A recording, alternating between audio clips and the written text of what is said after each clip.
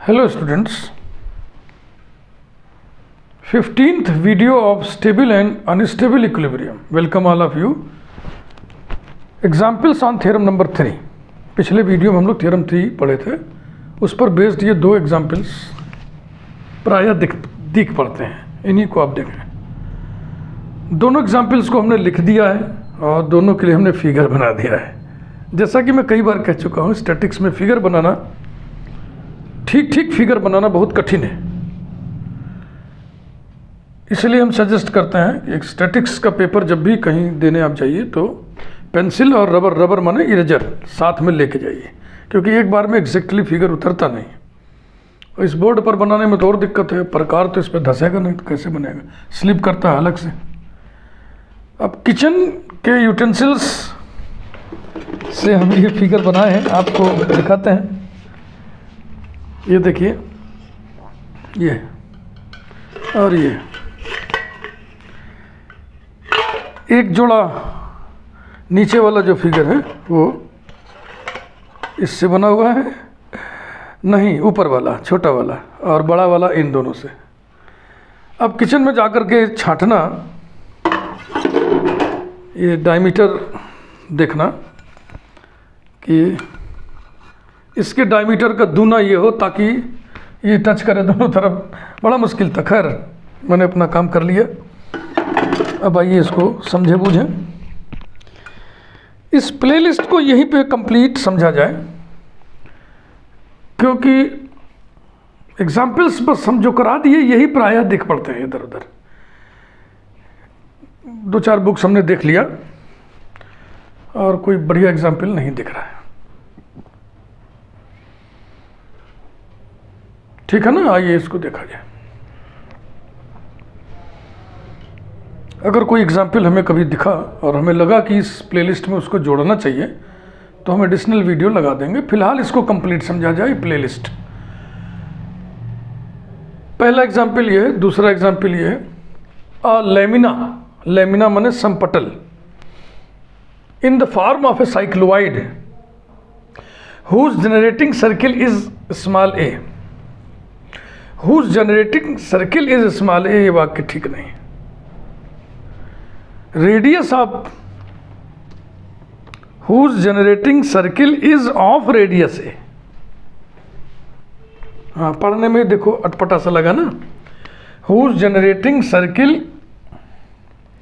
Is of radius a rests on the top of another cycloid whose generating circle is of radius b, comma, their vertices being in contact and their axes vertical. If h be the height of the CG of the upper cycloid above its vertex, show that the equilibrium is stable or unstable according as h is less than or greater than 4ab upon a plus b. Solution बहुत छोटा सा है, लेकिन यदि आप कभी इसको नहीं पढ़े रहेंगे तो एग्जाम में करना मुश्किल होगा। वैसे स्टैटिक्स में लगभग हर प्रॉब्लम के साथ यही प्रॉब्लम है, इसलिए एग्जामिनेशन में आने वाले क्वेश्चंस संख्या में कम होते हैं और उनकी बारंबारता, उनकी फ्रीक्वेंसी ज़्यादा होती है।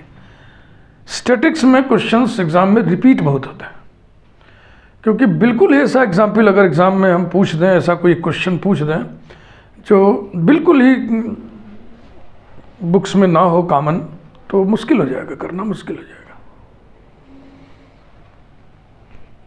साइक्लोइड के बारे में आप जानते हैं, जैसे कि ये वाला साइक्लोइड है। अगर इसका कार्टेशियन इक्वेशन लिखें, x equal to a bracket में x plus sine a plus sine t, sorry a bracket में t प्लस साइन टी, और y equal to a bracket में 1 minus cos T.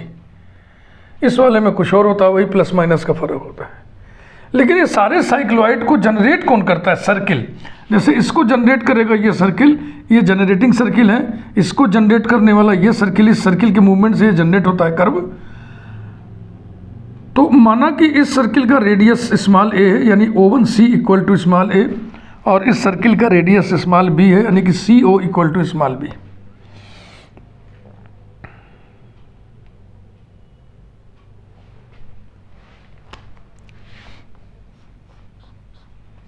We know that,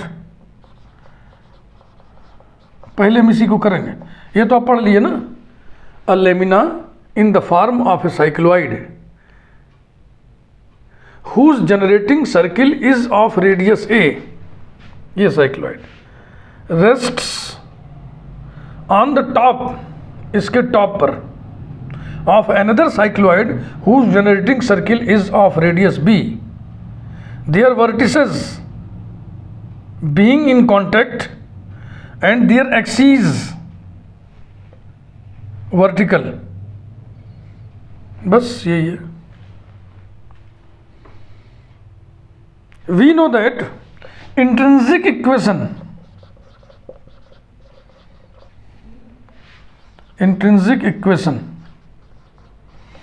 of the cycloid is S equal to 4a sin psi। Number 1, ये BSc first year में rectification chapter में आप पढ़े होंगे, वहीं पर तो इंट्रिंसिक इक्वेशन है ना। वैसे हमने इंट्रिंसिक इक्वेशन 2 जगह चर्चा किया है, रेक्टिफिकेशन में भी चर्चा किया है, और इंट्रिंसिक इक्वेशंस की हमने एक प्लेलिस्ट ही अलग से बना दी है। पीडल इक्वेशंस की, इंट्रिंसिक इक्वेशंस की, ये सब हमने प्लेलिस्ट अलग कर दिया है। इसमें ए क्या है, जनरेटिंग सर्किल का रेडियस, इसी को हम चेंज कर दे रहे हैं क्योंकि ए खाली नहीं है, ए खाली नहीं है, इसको हम लिख दे रहे हैं are.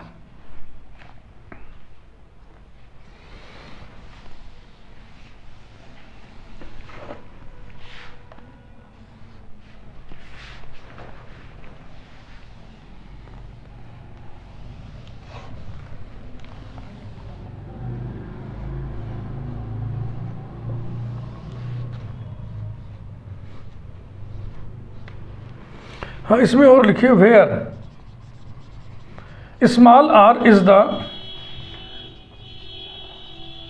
Radius of the generating circle, radius of the generating circle,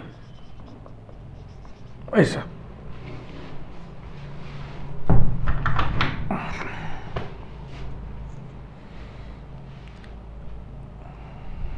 now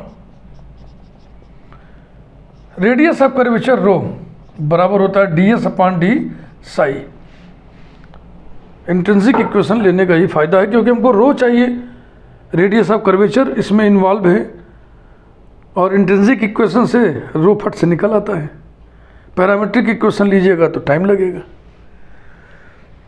और ds अपॉन डी साई कितना होगा, 4r cos Sai. But at the point of contact C, इस पॉइंट पे टेंजेंट खींचोगे तो ये बिल्कुल हॉरिजॉन्टल आएगा, तो साई बराबर क्या होगा, 0। And so rho equal to 4r cos 0 equal to 4r। Therefore upper body, upper cycloid का radius of curvature ρ1 equal to 4, r क्या चीज़ है, radius of generating circle a, and ρ2 equal to 4b। हो गया। कॉमन नॉर्मल वर्टिकल के साथ 0 angle बना रहा है। थ्योरम नंबर 3 में ये अल्फा दिया हुआ था, तो कंडीशन में था ना ρ1 ρ2 cos अल्फा अपॉन ρ1 प्लस ρ2, तो cos अल्फा और cos 0 यानी 1 हो जाएगा।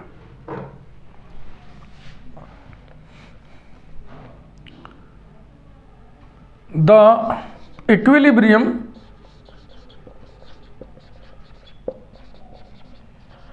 is stable or unstable according as,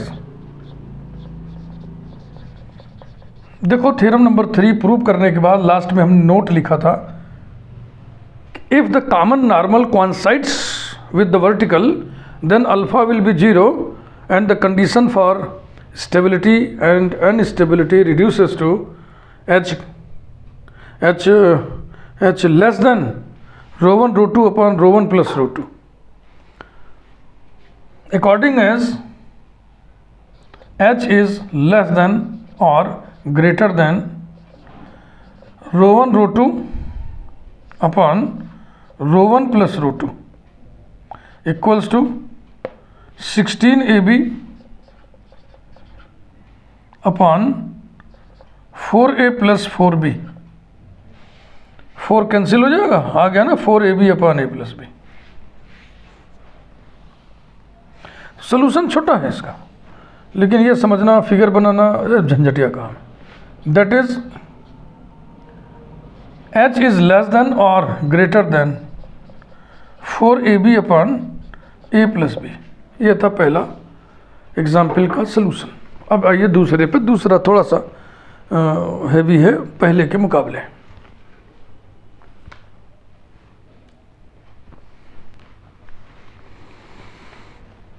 दूसरा, a solid hemisphere rests on a plane inclined to the horizon. horizon माने क्षितिज, horizontal माने क्षैतिज, at an angle alpha which is less than sin inverse 3/8. एक inclined plane है जो क्षितिज के साथ alpha angle पे झुका हुआ है, और अल्फा के बारे में लिखा है less than sine inverse 3/8. And the plane is rough enough to prevent any sliding. ये रफ है कि इस पे ये लेमिना फिसले नहीं. लेमिना नहीं, सॉलिड हेमीस्फेयर है. ये हेमीस्फेयर है, सॉलिड हेमीस्फेयर है. तो अगर ये हेमीस्फेयर है तो यहाँ से यहाँ कम होगा, इधर ज़्यादा होगा. यानी OG बराबर होगा 3/8 इंटू रेडियस. रेडियस क्या लिख दें हम?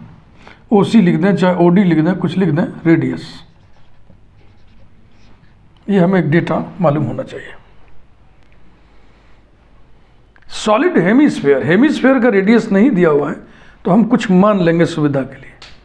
A solid hemisphere rests on a plane inclined to the horizon at an angle alpha less than sin inverse 3/8, and the plane is rough enough to prevent any sliding. full stop. एक बात हो गई. फिर find the position of equilibrium and show that it is stable. अब देखना, किसी inclined plane पर, जैसे अगर ये बिल्कुल हॉरिजॉन्टल प्लेन है तो उस पर ये इस तरीके से रुक सकता है, लेकिन अगर प्लेन तिरछा है तो उस पर ये नहीं रुकेगा ना, तो ऐसे ऐसे लुढ़क जाएगा. तिरछा होने के कारण भाई ये लुढ़क जाएगा. ये बहुत तिरछा नहीं है. ये साइन इनवर्स 3/8 1 से बहुत कम है, लगभग 0.4. साइन इनवर्स 1 होता तो π/2, आधा भी नहीं है, बहुत कम है. तो हम तो समझ रहे हैं ये हम ज़्यादा ही बना दिए, और कम होना चाहिए. ठीक है ना? तो मान लीजिए लुढ़क गया, लुढ़क करके ये पोजीशन हो गया. This is the point of contact, और ये जो D है पॉइंट ऑफ जो मैक्सिमा मिनिमा जो भी कह लें, पॉइंट ऑफ एक्सट्रीमा, ये अब ऐसे ऐसे हो गया है ना, ऐसे. C is the point of contact. Hemisphere का वेट W G पर काम करेगा. अल्फा किसके किसके बीच का एंगल है? हॉरिजॉन्टल और टेंजेंट. ये लाइन टेंजेंट है ना, ये पॉइंट C पर टेंजेंट है, और आखिर में सर्कुलर ही तो है. तो सर्किल के किसी पॉइंट पर खींचा गया टेंजेंट उस पॉइंट से होकर जाने वाले रेडियस के परपेंडिकुलर होता है. तो अब इस पर हेमीस्फेयर आप रखें तो यहाँ पर एक रिएक्शन काम करेगा. वो किधर काम करेगा? नॉर्मल की तरफ. तो ये नॉर्मल ही तो होगा. ये बिंदु C पर ये नॉर्मल है. क्लियर? तो टेंजेंट और हॉरिजॉन्टल के बीच का एंगल वही होगा जो नॉर्मल और वर्टिकल के बीच का होगा. तो ये नॉर्मल है और ये वर्टिकल है. ये नॉर्मल है और ये वर्टिकल है. तो अल्फा बराबर होगा एंगल ओ सी एल, दिख रहा है आपको, angle O C L, angle O C L. Alpha कहाँ होगा, हम गलत पढ़ रहे हैं, पाई बाई 2 पे ओ सी जी, सॉरी, एंगल ओ सी जी, ये वर्टिकल और नॉर्मल के बीच का एंगल जिस पे डबल डॉट लगा हुआ है, एंगल ओ सी जी, यहाँ डबल डॉट लगा दे रहा। जी सी एल, जी सी एल अलग है, ओ सी एल, हाँ ठीक है, एंगल ओ सी एल ये तो पाई बाई 2 होगा क्योंकि ये टेंजेंट है, ये नॉर्मल है तो परपेंडिकुलर होगा। ये अल्फा आप समझ ही लिए। तो अब एंगल जी सी एल कितना होगा, जी सी एल बराबर क्या होगा, यहाँ से यहाँ तक पाई बाई 2 है और ये अल्फा है, तो पाई बाई 2 में से अल्फा घटा दें। तो इसको हम डबल डॉट क्यों लगाएं, यहाँ सीधा सीधा हम अल्फा ना लिखें, कोशिश करके बारीक सा यहाँ पर बेटा लिख दो अल्फा, ये अब ठीक है। थीटा एंगल कुछ दिख रहा है आपको, एंगल सी जी डी या D G C equals to theta, हमने माना है इसको थीटा को। अगर आप इस ट्राइंगल को देखें तो ये एक्सटीरियर एंगल है, बहिष्कोण सामान्य के दो अंतःकोणों के योग के बराबर होता है।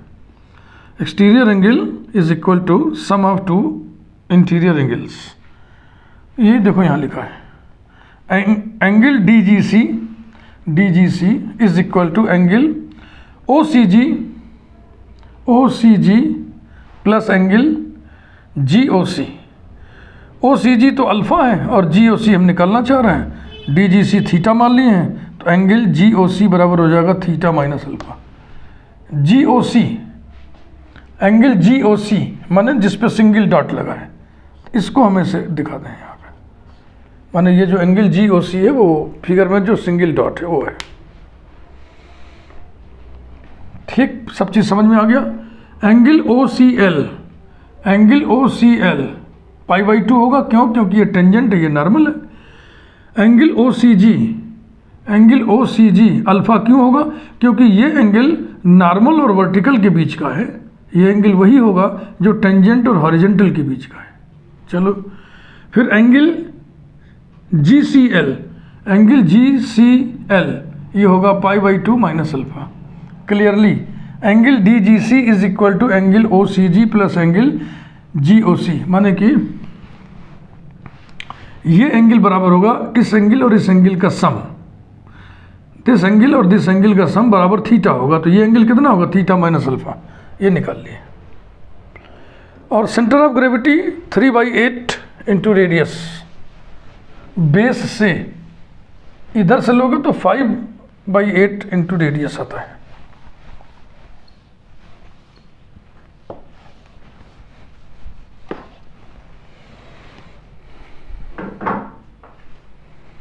जहाँ तक मुझे ध्यान आ रहा है मैंने कुल लगभग 21 एग्जाम्पल कराए हैं इस प्लेलिस्ट में।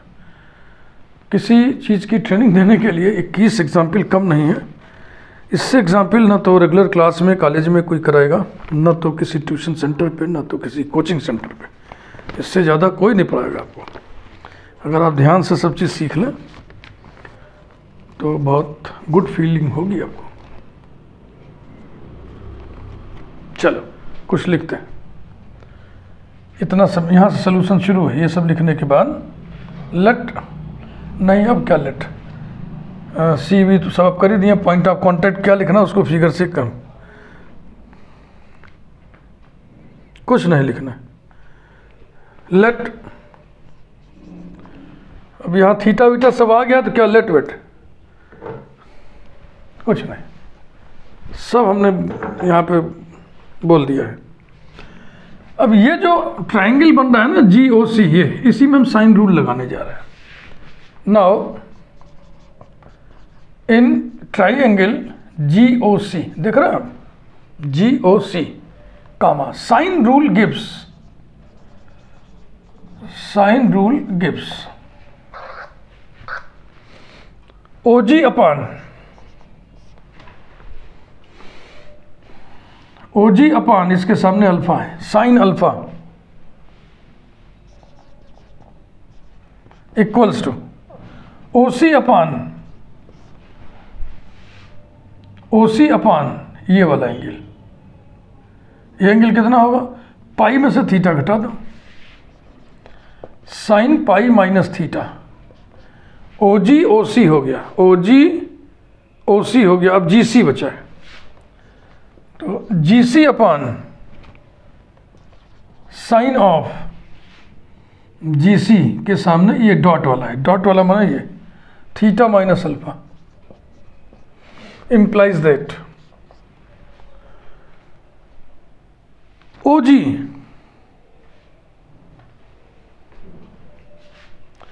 रेडियस हमको मानना पड़ेगा, यानी हम OD इक्वल टू ए लिख करके यहां लिख दे से, मान लिया हमने। तो अब OG बराबर कितना हो गया, 3a/8, 3a/8 और नीचे sine alpha equals to OC भी तो रेडियस है, A upon sine pi minus theta, sine theta होता है, इक्वल्स टू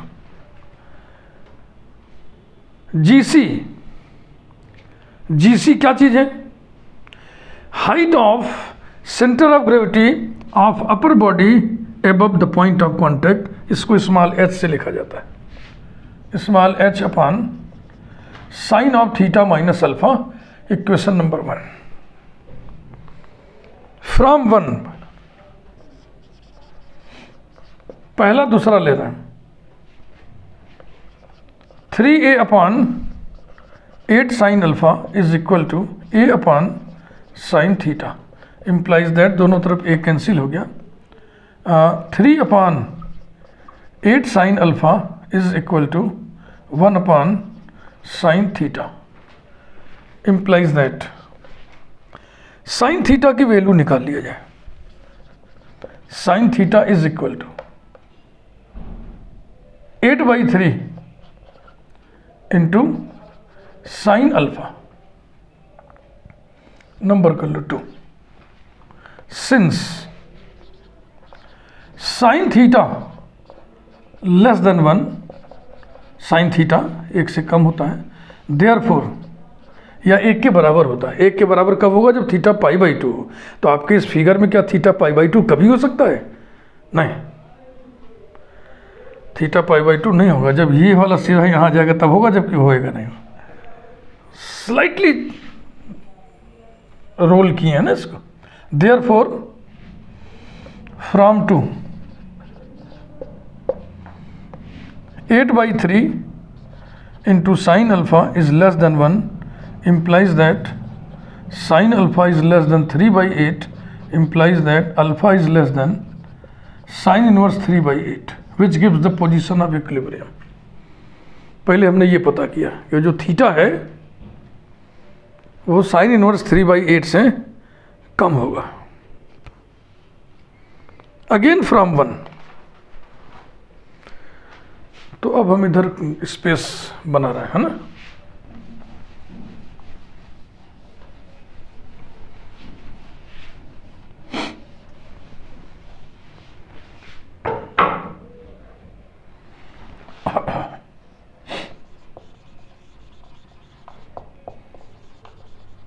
अगेन फ्रॉम 1, पहला दूसरा लिए थे ना, अब दूसरा और तीसरा उठाइए, a upon sine theta is equal to h upon sine of theta minus alpha, h की वैल्यू निकाल लें, इम्प्लाइज दैट यहीं पर लेना, h equal to a sine of theta minus alpha upon sine theta, numbering कर लीजिए, number 3 eight C कामा, ऊपर वाली बॉडी का रेडियस ऑफ कर्वेचर कितना होगा और नीचे वाली बॉडी का रेडियस ऑफ कर्वेचर कितना होगा।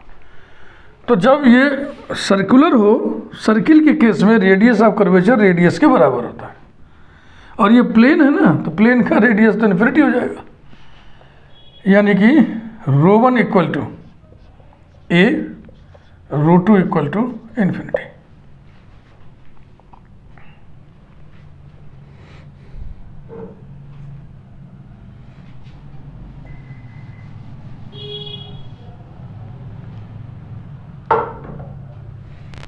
ये जो नॉर्मल है, ये नॉर्मल इस पर भी नॉर्मल है और इसके पॉइंट सी पर भी नॉर्मल है, तो एक कॉमन नॉर्मल है, वर्टिकल के साथ अल्फा एंगल बना रहा है।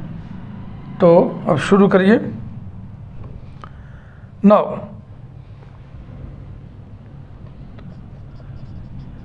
द इक्विलिब्रियम इज स्टेबल और unstable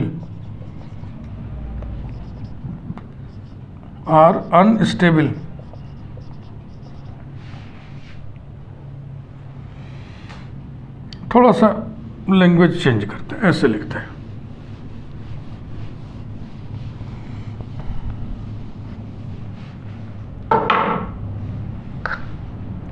Thus,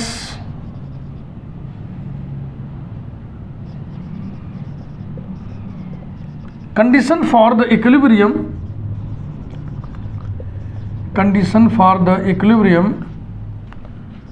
to be stable or unstable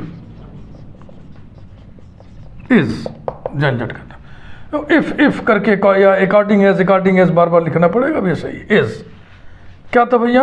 H is less than और greater than ρ1 ρ2 cos alpha upon ρ1 plus ρ2 is equal to cos alpha upon ρ1 plus ρ2 upon ρ1 ρ2,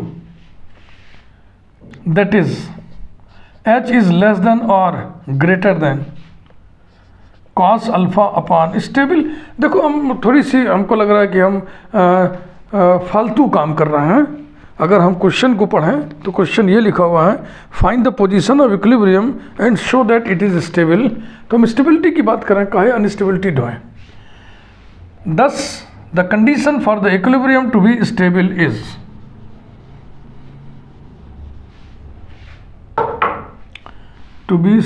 is H is less than this, that is H is less than cos alpha upon 1 by ρ1 plus 1 by ρ2 is equal to cos alpha upon 1 by a plus 1 by infinity equals to cos alpha upon 1 by a, implies that H is less than a cos alpha,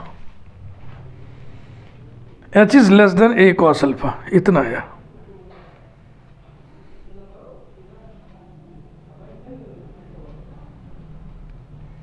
H की value रखा जाए, कहीं तो निकालें हम लोग number 3 में।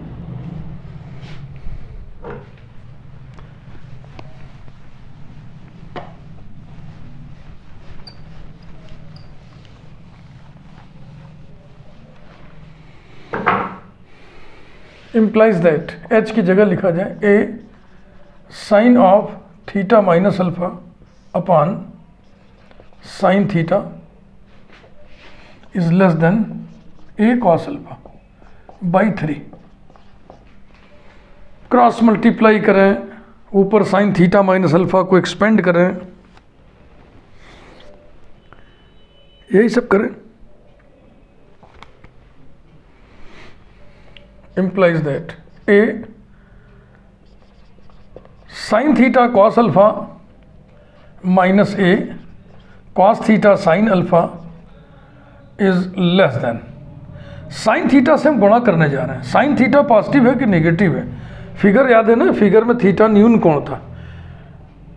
Sign negative कहाँ होता है? 180 के बाद तो संभव ही नहीं है। तो ये पॉजिटिव है, इसलिए इस इनइक्वलिटी का नेचर नहीं बदलेगा। इनइक्वलिटी में गुणा भाग करते समय ये चेक कर लेना चाहिए, a cos alpha into sine theta लिख दे रहा हूं मैं, चूंकि sign theta is less then greater than 0, positive है। साइन थीटा कॉस थीटा किसी की वैल्यू तो हम लोग निकाले थे ना पहले, साइन थीटा की वैल्यू निकाले थे, साइन थीटा की वैल्यू हम लोग निकाले थे। H का मान हम लोग गलत रखे हैं क्या?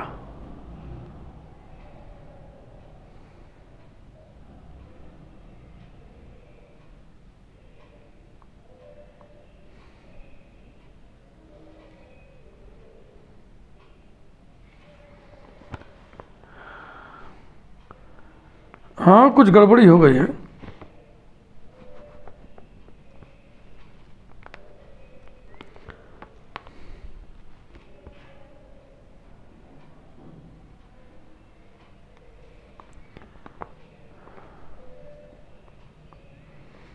हम लोग ये उठा लिए गलत, ये गलत उठा लिए, इसी से फिर समस्या आ रही है।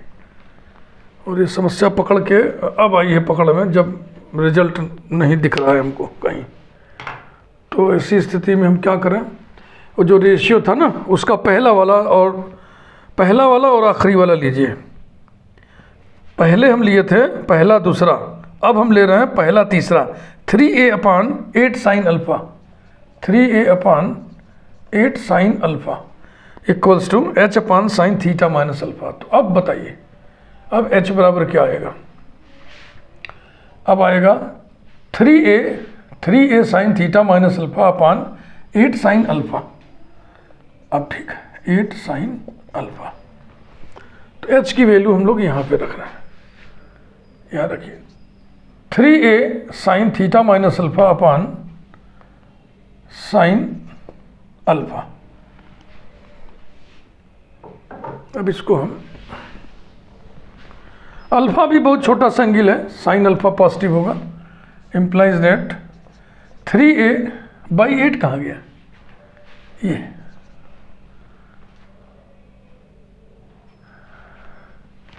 3a/8, ए तो कट जाएगा ना, देखो ये कैंसिल हो गया, ए पॉजिटिव नंबर है, कैंसिल कर दिए। तो ये हो गया 3/8 sine theta cos alpha minus 3/8 cos theta sine alpha is less than, A cut गया है, 3/8, 8 वहीं हम रोक लिए हैं। तो ये हो गया sign alpha cos alpha.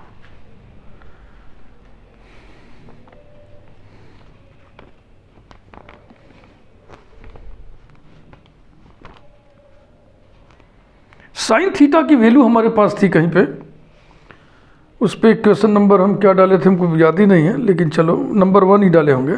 Number 1 तो हम रेशियो पे डाले थे, नंबर 2 डाले होंगे। साइन थीटा बराबर आया था 8/3 into sine alpha, implies that 3/8 into sine theta की वैल्यू।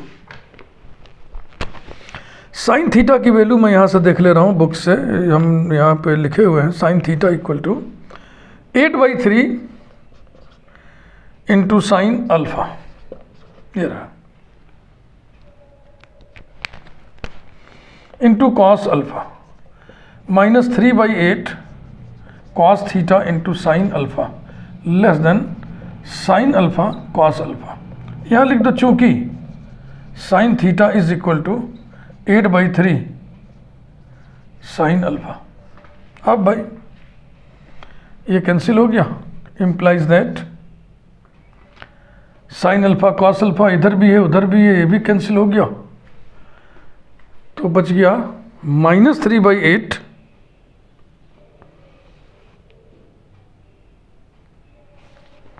सावधान, माइनस 3/8 ये और ये कैंसिल हो गया, cos theta sine alpha less then 0। Minus से गुणा कर दें, 3/8 से भाग दे दें, तो ये हो जाएगा implies that cos theta sine alpha greater than 0, implies that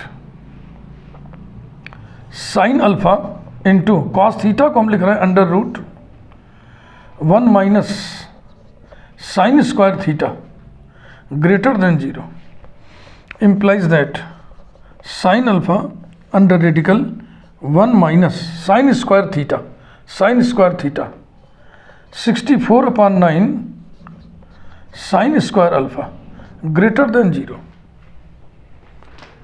position of equilibrium के लिए आया था alpha less than sine inverse 3/8।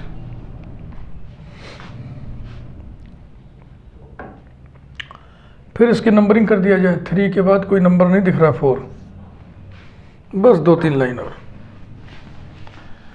देखो ध्यान रहे, ये आप लिखे ना, the condition for the equilibrium to be stable is, तो जो भी कंडीशन आ रही है, अगर मान लो कुछ आइडेंटिटी आ जाए, सत्य वचन आ जाए, ट्रूथ आ जाए, तो इसका मतलब इक्विलिब्रियम स्टेबल होगा।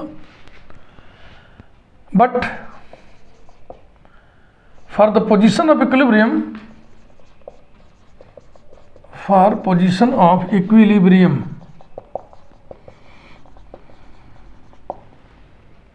क्या निकला था भैया? Alpha is less than sine inverse 3/8,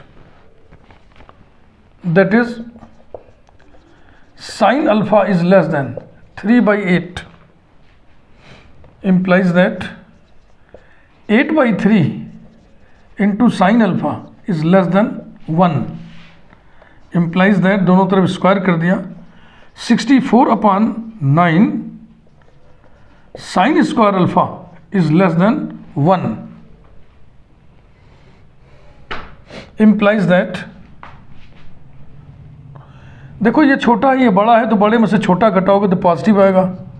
1 minus 64/9 sine square alpha is greater than 0। ये पॉजिटिव नंबर है, कुल मिला के ये पॉजिटिव नंबर है, और पॉजिटिव नंबर का स्क्वायर रूट हम ले रहे हैं।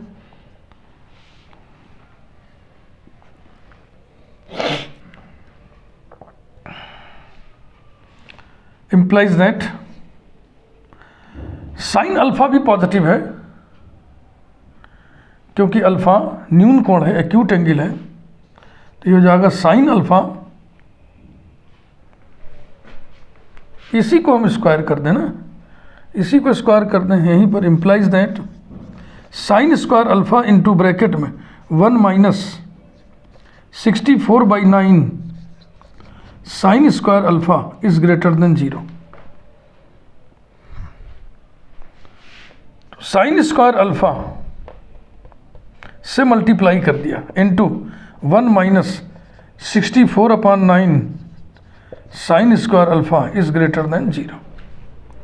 तो आप देखो लैंग्वेज को मिलाओ, आपने लिखा था the condition for the equilibrium to be stable is this, which is true,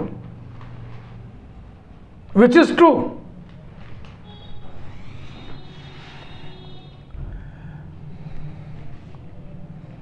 Finally, the condition for equilibrium, the condition for equilibrium to be stable is sin square alpha into 1 minus 64/9 sine square alpha greater than 0, comma which is true, which is true, इसकी numbering कर दें, 5 कर दें, विच is true by the virtue of, by the virtue of 5, hence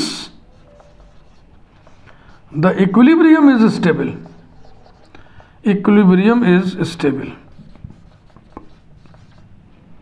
कब? जब alpha less than, hence the equilibrium is stable for alpha is less then, क्या निकला था? Sign inverse 3/8। साइन इनवर्स 3/8 से कम एंगल होगा अल्फा का, alpha is the angle of inclination of the plane, तभी स्टेबिलिटी होगी, नहीं तो वो लुढ़क जाएगा, वो बिल्कुल से लुढ़क के उलट जाएगा।